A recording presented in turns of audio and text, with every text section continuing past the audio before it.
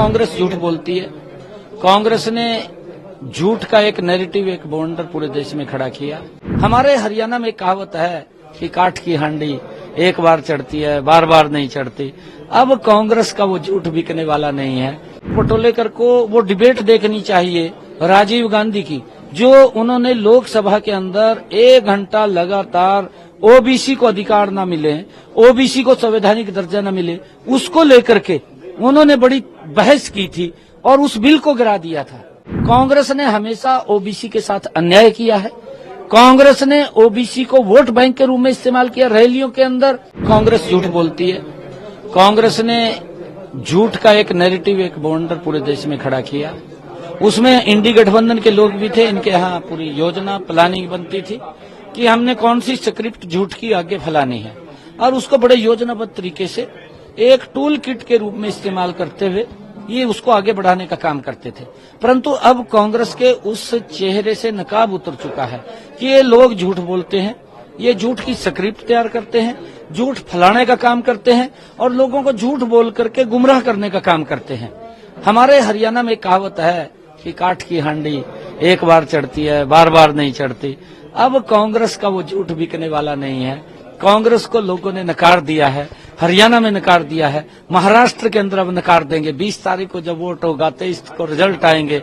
NDA के साथी यहाँ दूसरी बार नरेंद्र मोदी जी के नेतृत्व में सरकार बना रहे हैं और महाराष्ट्र भी मोदी जी के साथ मिलकर के विकसित महाराष्ट्र बनेगा और विकसित राष्ट्र, विकासशील महाराष्ट्र बनेगा।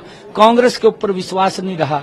कांग्रेस विश्वास खो चुकी है, जन का खो चुकी है, क्योंकि झूठ बोलती है, लोगों के अंदर जहर भरने का काम करती है, जहर फैलाने का काम कांग्रेस पार्टी करती है। किस प्रकार से ये लोगों को बोल करके बीजेपी के, एनडीए के लोगों के प्रति किस प्रकार से जहर उगल रहे हैं, ये इनकी बौखलाहट का परिणाम है। ये हार चुके हैं, इन्होंने अपनी हार स्वीकार कर लिया और लोगों ने इनको नकार दिया है। कांग्रेस के अध्यक्ष ने बात कही है, कांग्रेस ने ही ओबीसी के साथ अन्याय किया है।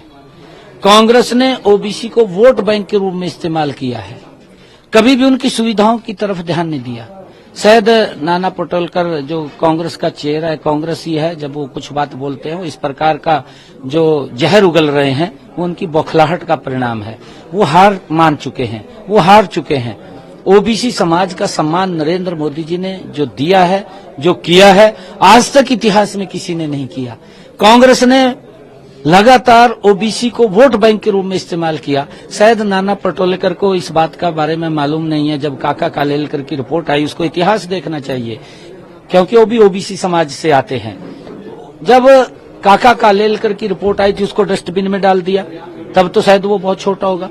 फिर मंडल कमीशन की रिपोर्ट आई, तब तो वो राजनीति के अंदर होगा। मंडल कमीशन की रिपोर्ट में ये पटोलेकर को वो डिबेट देखनी चाहिए राजीव गांधी की, जो उन्होंने लोकसभा के अंदर 1 घंटा लगातार ओबीसी को अधिकार न मिले, ओबीसी को संवैधानिक दर्जा न मिले, उसको लेकर के उन्होंने बड़ी बहस की थी और उस बिल को गिरा दिया था। ये भी उसको देखना चाहिए और औरों को भी दिखाना चाहिए। और फिर जब अभी 2018 में नरेंद्र मोदी जी ये बिल लेकर के आए, ओबीसी को संवैधानिक दर्जा दिया जाए, उसके अंदर लोकसभा में हमारे मैंडेट पूरा था, पास हो गया बिल। राज्यसभा में हमारा मैंडेट नहीं था। कांग्रेस पार्टी का स्टैंड क्या था, ये भी बताना चाहिए नाना पटोलेकर को कि कांग्रेस का स्टैंड क्या था। कांग्रेस ने हमेशा ओबीसी के साथ अन्याय किया है। कांग्रेस ने ओबीसी को वोट बैंक के रूप में इस्तेमाल किया, रैलियों के अंदर संख्या बढ़ाने के लिए काम किया है।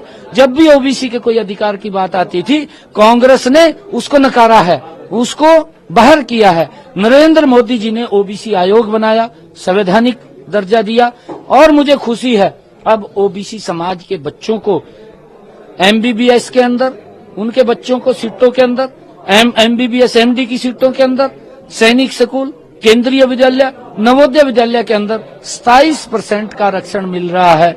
आज नौकरियों के अंदर भी 27% का आरक्षण नरेंद्र मोदी जी के कारण, इस ओबीसी आयोग के कारण मिला है।